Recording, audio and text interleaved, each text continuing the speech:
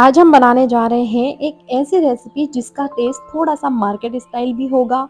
जब हम बाहर के खाने से बचना चाहते हैं या फिर अपने बच्चों के लिए अगर अवॉइड करना चाहते हैं, तो हम घर पर कुछ उनके लिए हेल्दी तरीके से चीज़ों को बनाकर देना ज़रूरी होता है। क्योंकि नॉर्मल जो रोटी, सब्ज़ी और जैसा खाना हमारे घर में बनता है, उस तरह से बच्चे काफ़ी बोर हो जाते हैं और उन्हें हेल्दी रखना और अच्छा खाना खाना भी ज़रूरी होता है। तो ऐसे समय में कुछ खाने को इसी तरह से मॉडिफ़ाई करके हम बच्चों को बना के दे सकते हैं ताकि उन्हें टेस्टी भी लगे और उनकी हेल्थ भी बनी रहे। तो इसके लिए मैं आज इस्तेमाल करने वाली हूँ पनीर। तो मैंने घर पर ही यह पनीर बना के रखा हुआ था अपने बच्चों के लिए। तो मैंने उसे पहले स्लाइसेस में कट करके बाद में इस तरह से क्यूब्स में कट कर लिया। कट करने के बाद क्योंकि ये जब हम पनीर बच्चों को इसी तरह से देते हैं थोड़ा-सा रोस्ट करके ये बहुत कम खाते हैं और इतना ज़्यादा उन्हें पसंद नहीं आता मतलब रेगुलर बेसिस पे वो नहीं खा पाते हैं। तो मैंने इसे थोड़ा-सा मॉडिफ़ाई किया, यहाँ पे कुछ टमाटर की स्लाइसेस ले ली मैंने, कुछ कैप्सिकम की, हरा धनिया और ये क्यूब्स में कटा हुआ पनीर। पनीर को एक बाउल में ट्रांसफ़र कर लें और इसमें थोड़ा-सा यहाँ पे मैं डाल रही हूँ शेज़वान सॉस की चटनी यानी कि जो चटनियाँ बना के रखा हुआ था उसके ऊपर का जो ऑयल होता है, स्वाद अनुसार थोड़ा-सा नमक डाल दें और 1 टीस्पून जितना हम डालेंगे इसमें ऑरिगेनो। आप यहाँ पे चाहे तो सी चिली फ्लेक्स वगैरह भी डाल सकते हैं। हरा धनिया डाल दीजिएगा और 1 टीस्पून जितना यहाँ पे सरसों का तेल। इसके बाद चुटकी भर हम डालेंगे यहाँ पर ब्लैक पेपर पाउडर जो कि इसके साथ बहुत ही अच्छा होता है टेस्ट में और कॉम्बिनेशन में क्योंकि हम आगे जो इंग्रेडिएंट्स ऐड करने वाले हैं उसके हिसाब से। इन सारी ही चीज़ों को अच्छे से मिक्स कर लीजिए यानी कि पनीर को थोड़ा कोट कर लीजिए इस तरह से और आप यहाँ पे इसे बहुत अलग-अलग तरीके से भी बना सकते हैं बट मैं एकदम सिंपल वाला तरीका बता रही हूँ आपको। तो यहाँ पे इस तरह से आप अच्छे से इसे मिक्स कर लें एंड इसके बाद यहाँ पर मैंने लिया है एक चीज़ का क्यूब, नॉर्मल जो छोटा वाला आता है ताकि थोड़ा-सा टेस्ट अच्छा आ जाए। तो यहाँ पे आप क्यूब्स में कट कर लें या फिर आप इसे क्रश भी कर सकते हैं। मैंने सिंपली इसके लिए किया था ताकि इसे जब मैं यहाँ पे एयर फ्रायर में करने वाली हूँ इसलिए। आप चाहें तो सिर्फ़ क्रश ही कर लें, कोई प्रॉब्लम नहीं है। तो ये स्लाइसेस में कट कर लेते हैं हम सबसे पहले। तो हमारी जो चीज़ की स्लाइसेस हैं वो रेडी हो जाती है। यहाँ पे हम चाहें तो पापड़ में इसे रोल बनाकर भी बना सकते हैं। आगे मैं ये पापड़ भी यूज़ करने वाली हूँ, बट मैंने एकदम सिंपल तरीका ढूँढा कि फटाफट से बन जाए। तो उसके लिए क्या करेंगे, एक प्लेट में हम लेंगे पानी और पापड़ को यहाँ पे हल्का-सा हम भिगो लेंगे। इससे पापड़ ना थोड़ा सॉफ्ट हो जाता है और बाद में जब पकाएँगे तो फिर ये क्रिस्पी भी हो जाता है, बहुत जल्दी जलता नहीं है।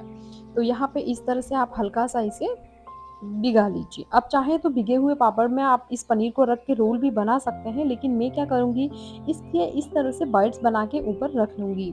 इसके बाद जो भी मैंने 2 पापड़ लिए थे, उन सब के मैं बाइट्स बना लूँगी और यहाँ पे ऊपर क्रश करके मैं डाल दूँगी। तो इस प्रोसेस को आप कंप्लीट कर लें और इसके बाद नेक्स्ट प्रोसेस में पहले तो इन पापड़ को इस पनीर के साथ अच्छे से आप मिक्स कर लीजिएगा चम्मच की सहायता से। तो ये मिक्स कर लेते हैं हम और जब पापड़ को आप किस तरह से पकाते हैं डिपेंड करता है क्योंकि मैं एयर फ्रायर में करने वाली हूँ इसलिए मैंने पापड़ का इस्तेमाल किया है, उसमें पापड़ बहुत अच्छे से पक जाता है। अगर आप ऐसे नहीं करना चाहते हैं तो आप पापड़ को स्किप कर सकते हैं पूरी तरीके से।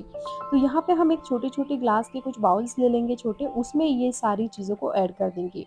मैंने बाउल्स इसलिए लिए क्योंकि मैं इसको कटोरी की तरह बनाना चाहती थी। अगर मैं चाहती तो पूरे एक बाउल में भी बना सकती थी, लेकिन जो चीज़ है और वो पूरा जो कॉम्बिनेशन है, तो बाद में सर्व करने में थोड़ा-सा दिक्कत आती है, इसलिए मैंने 3 अलग-अलग बाउल में इसे सर्व पहले से ही कर दिया। कुछ कैप्सिकम, टोमेटो जो स्लाइसेस रखी थी, वो मैं इसके ऊपर अच्छे से यहाँ पर जमा लेती हूँ। तो वो डाल देते हैं हम और इसके बाद हमें क्या करना रहेगा कि ये सारी चीज़ों को ऐड करके इससे काफ़ी अच्छा टेस्ट आता है ना जब ये पक जाते हैं, तो क्रंची लगते हैं काफ़ी, तो बहुत अच्छे लगते हैं। तो आप ज़रूर से इसे ऐड करिए। अगर आप चाहें तो आप इसे बारीक चॉप भी कर सकते हैं या लॉन्ग में भी कर सकते हैं, जैसी आपकी चॉइस हो और जो आपको पसंद हो। तो ये टमाटर की स्लाइसेस भी रख दी हमने। अब टमाटर की स्लाइसेस रख देंगे, इसके बाद हम क्या करेंगे जो चीज़ हमने कट करके रखी थी वो भी हम यहाँ पर ऐड कर देते हैं, कुछ-कुछ बाइट्स ऐड कर देते हैं और थोड़ा-सा हम इसके ऊपर से क्रश करके भी डालेंगे। तो ये छोटे-छोटे बाइट्स जो थे वो भी रख दिए हमने जो स्लाइसेस थी। अब यहाँ पे इस तरह से आप क्यूब्स को अच्छे से ऊपर ग्रेट कर लीजिए। तो काफ़ी अच्छा टेस्ट आता है यानी कि पनीर और चीज़ का बहुत अच्छा और ये क्या फटाफट से बन जाता है। तो आप इसे इस तरह से बना करके या फिर किसी एक ऐसे बर्तन में भी रख के जिसे आप कढ़ाई में बेक कर सकें। स्टीम नहीं करना है, इसको बेक करना है ताकि चीज़ जैसे हम पिज़्ज़ा को कैसे करते हैं और अगर आपके पास ओवन वगैरह हो तो बहुत ही अच्छी बात है, उसमें बहुत अच्छा बन जाएगा। बट मैं एयर फ्रायर में करने वाली हूँ, तो मैं इन्हीं बाउल्स को डायरेक्टली एयर फ्रायर में रख लेती हूँ। ये जो है यहाँ पे मतलब हीट प्रूफ है, इसमें रह सकते हैं, इसलिए मैं इसको रख रही हूँ। तो यहाँ पे हम रखेंगे और इसको कम से कम हमें पकाने में टाइम लगेगा, वो भी मैं यहाँ टाइमर सेट कर देती हूँ, ताकि टाइमर सेट करेंगे तो उस हिसाब से ये पक के रेडी हो जाएगा। 180 पे रखेंगे हम और 20 मिनट तक इसे पकने देंगे, ताकि जो अंदर से पनीर है ना बहुत सॉफ्ट हो जाता है और जो पापड़ है वो एकदम क्रिस्पी हो जाते हैं और चीज़ भी बहुत ज़्यादा अच्छी लगती है। तो ये थोड़ा गरम है, मैं इसे बंद करने के बाद एक कपड़े की सहायता से आराम से बाहर निकाल लेती हूँ।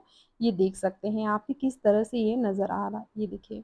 वैसे ये गरमा-गरम ही बहुत अच्छा लगता है, ठंडा होने के बाद जैसे कि पिज़्ज़ा हो जाता है ना, वैसा हो जाता है, तो इसे गरम सर्व करें आप, काफ़ी सॉफ्ट हो चुका है ये और बहुत ही अच्छा है और इसके ऊपर जो पापड़ हैं, वो भी इसमें ऊपर क्रिस्पी हो गए, मैं आपको वो भी दिखा देती हूँ। ये देखिए, पनीर एकदम सॉफ्ट हो गया, काफ़ी अच्छे से पक गया है और चीज़ी सा टेस्ट आने वाला है। ये जो पापड़ हमने रखे थे इसमें, ये काफ़ी क्रिस्पी हो गए हैं। तो तीनों ही प्याली को निकाल लिया और तीनों हमारे बाउल बनकर तैयार है। बहुत ही ज़्यादा टेस्टी हैं, आप ज़रूर से इसे ट्राई करिएगा।